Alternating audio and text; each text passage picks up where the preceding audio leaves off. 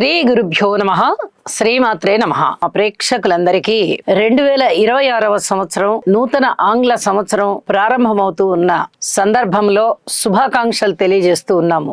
ఇన్ని సంవత్సరాలుగా మా ఛానల్ ని ఆదరిస్తూ ఉన్నటువంటి మా ప్రేక్షకులకి ప్రత్యేక ధన్యవాదాలు కూడా చెప్తూ ఉన్నాము. 2026వ సంవత్సరంలో జనవరి 4వ తేదీ నుంచి 10వ తేదీ వరకు గల కాలానికి రాశి ఫలితాలు ఏ విధంగా ఉన్నాయి అనేది ఒక్కసారి పరిశీలన చేసుకున్నట్లయితే, గురు చంద్రుల యొక్క కలయిక మిథున రాశిలో జరుగుతోంది. కేతువు గారు సింహ రాశిలో ఉన్నారు.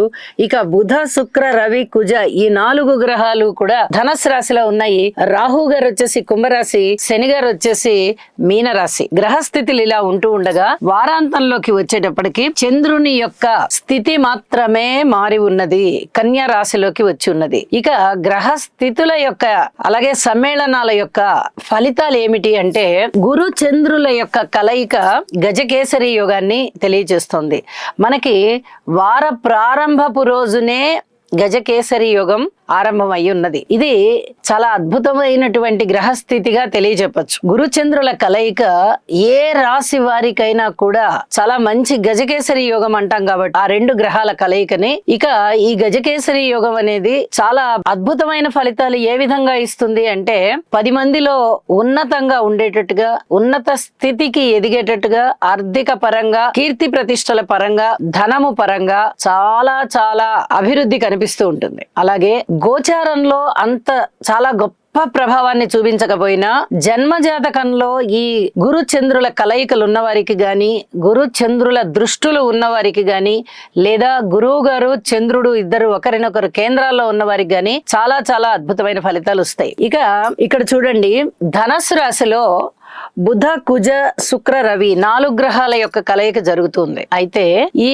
4 గ్రహాలు కూడా ఇటు గురువు గారి దృష్టిలోనూ ఉన్నాయి, ఇటు శని గారి దృష్టిలోనూ ఉన్నాయి. ఈ కలయికలో మనం ఏమి చెప్పుకోవచ్చు, వివాహేతర సంబంధ బాంధవ్యాలు ఉన్న వాళ్ళకి గాని చాలా జాగ్రత్తగా ఉండాలి అని చెప్పుకోవచ్చు. అలాగే రోడ్డు ప్రమాదాలు విషయంలో, అనారోగ్యం విషయంలో, ఆర్థిక పరమైన చిక్కుల విషయంలో చాలా చాలా జాగ్రత్తలు తీసుకోవాలి. ప్రతి రాశి వారు తీసుకోవాలి. ఇది ప్రతి రాశికి ఏదో ఒక స్థానం అవుతుంది కదా 12 రాశుల వారికి కూడా. కాబట్టి ఇక్కడ చతుర్గ్రహ కూటమి కాబట్టి, అందున శని గారి దృష్టి పడుతోంది కాబట్టి ఈ చెప్పుకున్నటువంటి విశేషాంశాలు అతి జాగ్రత్తగా మీరు సంచరించుకుంటూ వెళ్ళాలి. ఇది మటుకు చాలా చెప్పదగినటువంటి సూచనగా తెలియజేస్తూ ఉన్నాను. ఇక కుజుని యొక్క 4వ దృష్టి శని మీద ఉంది. అలాగే శని గారి యొక్క 10వ దృష్టి కూడా కుజుని మీద ఉంది కదా. అలాగే కుజుని యొక్క సప్తమ దృష్టి గురుచంద్రుల మీద ఉంది. ఇక్కడ గురు మంగళ యోగము, చంద్ర మంగళ యోగము కూడా ఏర్పడుతున్నాయి. కాబట్టి ఈ సంవత్సరం ప్రారంభంలో ఏర్పడుతూ ఉన్నటువంటి ఈ యోగాలు ఏ రాశి వారికైనా సరే జాగ్రత్తలు తీసుకోవాలి అనే చెప్తూ ఉన్నది. ఇక వీటి యొక్క ఇంకా ముఖ్యమైన ఫలితాలు ఆ రాశులకి తెలియజెప్పుకుందాము. ఇప్పటి వరకు అయితే అన్ని రాశుల వారు కూడా తప్పనిసరిగా నవగ్రహ స్తోత్ర పారాయణాలు చెయ్యండి. ఇది చాలా చాలా చెప్పదగినటువంటి సూచనగా తెలియజేస్తూ ఇక రాశుల్లోకి వెళ్దాం. తులారాశి వారికి ఈ వారం రోజుల కాలంని పరిశీలన చేసినట్టయితే అద్భుతమైన ఫలితాలండి. తులారాశి వారికి అసలు ఏ జన్మలోనో చేసుకున్నటువంటి అదృష్టం అన్ని గ్రహాలు ఇప్పుడు సహకరించే విధంగా ఒకటేసారి వచ్చాయి. తృతీయ స్థానంలో రవి బుధ కుజులు 3 గ్రహాలు తృతీయంలో మంచి యోగింపు దిశగా ఉన్నాయి. షష్ఠ స్థానంలో శని గారు బాగున్నారు. నవమ స్థానంలో గురుగారు బాగున్నారు. ఇక లాభస్థానమైన ఏకాదశంలో కేతు గారు బాగున్నారు. వెరసి 6 గ్రహాల యొక్క ఉనికి చాలా బాగుంది. అంటే ఇక అసలు ఏం చెప్పాలి, తృతీయం బాగుంది, షష్టం బాగుంది, నవమం బాగుంది, ఏకాదశం బాగుంది. మనోబలాలు పెరుగుతున్నాయి. అలాగే శత్రు రోగ రుణస్థానము చాలా అద్భుతంగా యోగిస్తూ ఉన్నది. శత్రువులు తగ్గిపోతారు. రోగాలు ఏమన్నా ఉంటే అవి తగ్గిపోయి ఉంటాయి. రుణాలు ఏమన్నా ఉన్నాయా అంటే రుణ బాధలు మిమ్మల్ని బాధించవు. ఇంకా అధికంగా మీకు రుణము కావాలంటే దొరుకుతుంది. మీ దగ్గర నుంచి ఎవరైనా తీసుకున్నారన్నా కూడా మీరు వెనక్కి తెచ్చిస్తారు, బాకీలు తీర్చేస్తారు. అన్నదమ్ముల సహాయ సహకారం బాగుంటుంది. మనోబలం పెరుగుతోంది. దగ్గరి బంధువుల యొక్క ఆత్మీయత ఆదరణలు పెరుగుతున్నాయి. స్నేహితులు బాగున్నారు. అలాగే ఏదైనా పెట్టుబడులు పెట్టాలన్నా కూడా చక్కటి ధైర్య సాహసాలతో నిర్ణయం తీసుకుంటారు. పిత్రార్జితం బాగుంది.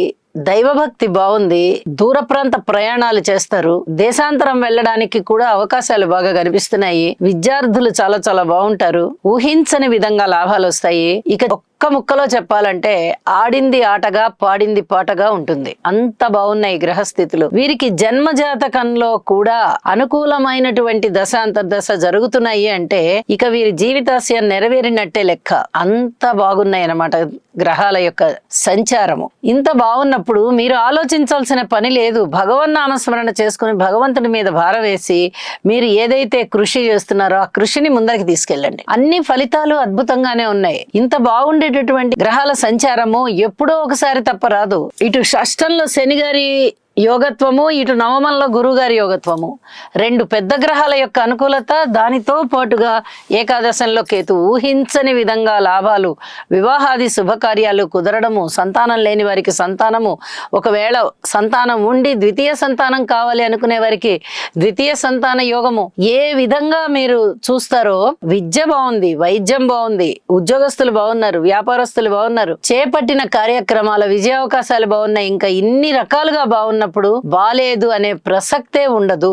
మనశ్శాంతి చాలా చాలా బాగా పెరుగుతోంది, అభివృద్ధి కలుగుతోంది. ముందరికి వెళ్ళిపోవడమే ధ్యేయంగా, లక్ష్యంగా ముందరికి వెళ్ళిపోండి. అన్ని రకాలుగాను ఉన్నతి ఉన్నది. అయితే లలిత సహస్రనామ స్తోత్ర పారాయణని మట్టుకు విడవకండి.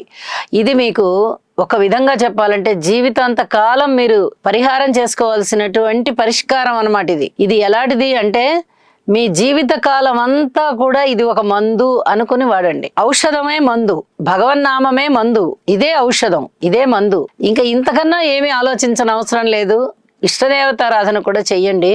అద్భుతమైన అభివృద్ధి మీ సొంతం.